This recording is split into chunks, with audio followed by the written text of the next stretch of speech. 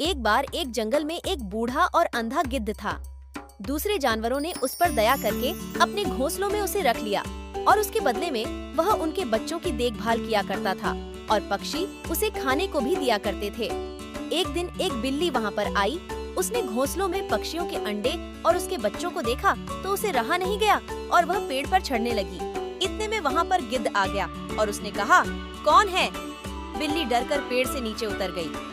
बाद में उसे मालूम हुआ कि गिद्ध अंधा है, लेकिन वह जानती थी कि अंधा होने के बावजूद वह उसके लिए बहुत खतरनाक है। इसलिए उसने एक चाल चली। उसने गिद्ध से कहा कि मैं एक शाकाहारी बिल्ली हूँ और धर्म कर्म की बातें करती हूँ, आप मुझे अपनी शरण में रख लीजिए। गिद्ध बिल्ली की चिकनी चुपती बातों में आ गया और उस पर विश्वास कर बैठा। उसने उसे अपने साथ पेड़ पर रहने की अनुमति दे दी। बिल्ली तो यही चाहती थी। वह गिद्ध के साथ उसी कोटर में रहने लगी और अवसर पाकर एक एक कर पक्षियों के अंडे और बच्चे खाने लगी। एक एक कर अपने बच्चों और अंडों के गायब होने से सभी पक्षी चिंतित और दुखी थे। एक दिन सबने इसकी पड़ताल करने की ठानी। जैसे ही बिल्ली को इस बात का अंदेशा हुआ, वो कोटर छोड़कर भाग गई।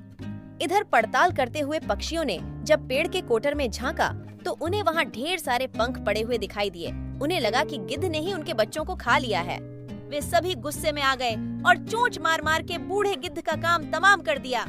बिल्ली पर विश्वास कर बेचारा गिद्ध बेकार ही मारा गया।